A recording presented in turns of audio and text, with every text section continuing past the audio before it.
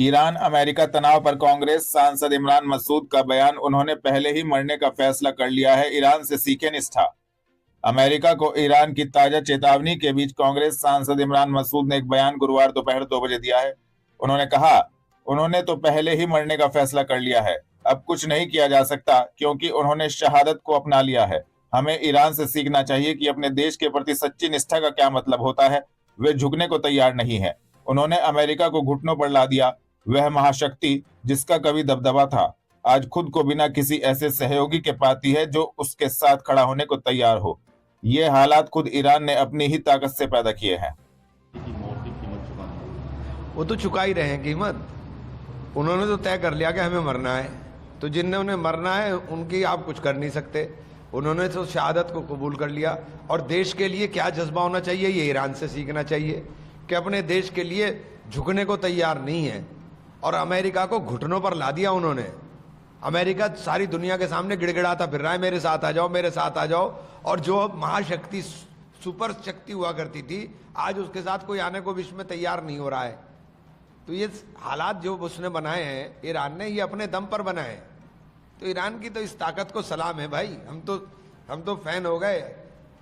हमारा भी यही रवैया हुआ करता था कि हमारे सामने, लेकिन आज हमारा देश इतने कमजोर नेतृत्व के हाथ में है कि हम लोग ना दोस्तों के दोस्त रहे ना दुश्मनों के दुश्मन तो है। ईरान के जो राष्ट्रपति हैं उन्होंने खुफिया मंत्री इस्माइल खतीब की हत्या की जानकारी दी और इसे कायरतापूर्ण हत्या करार दिया। वो तो जानकारी दे रहे हैं, जो शहीद हो रहा है उसको बता रहे हैं, लेकिन वहां नहीं पता चल रहा है। तेल अवीव में, तेल अवीव को खंडर बना दिया।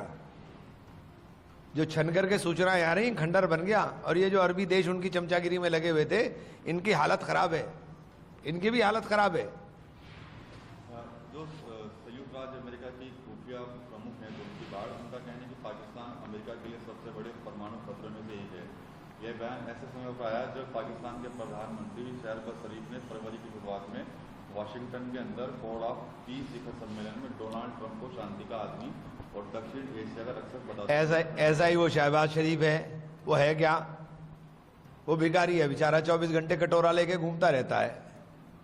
अब उसे तो कटोरे में भीख चाहिए, तो वो ट्रंप जैसे आदमी को भी बताएगा कि शांति के दूत हैं, जिसने बच्चे मार दिए, 165 बच्चे ही मार दिए।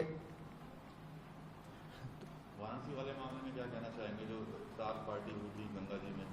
भाई गंगा जी में क्रूज चल रहा है, उसका सीधा मल उसमें फेंकते हो। गंगा जी के अंदर वाराणसी के 50 नाले गिर रहे हैं, वो गंदगी नहीं दिखाई दे रही। तुम्हें मुसलमान का रोजा खोलना नजर आ जाता है कि मुसलमान ने रोजा खोल लिया गंगा में। गंगा की पवित्रता को तो तुमने बर्बाद कर दिया। नमो गंगे के ऊपर हजारों करोड़ लगा दिए, कहां हैं वो पैसे? लेकिन मुसलमान के नाम पर नफरत फैलानी है तो मुसलमान सड़क पे नमाज ना पढ़ ले। अभी कल घंटाघर में क्या हो रहा था भाई? सहारनपुर के घंटाघर पे बैठ के कौन पढ़ रहा था, क्या पढ़ रहा था? लेकिन मुसलमान ने नमाज पढ़ ली तो लाठी भी चलाओगे, गोली भी चलाओगे, घर भी ढा दोगे। तो जब इन्होंने ये नफरत का एजेंडा चला रहे हैं तो मुसलमान को परहेज करना चाहिए।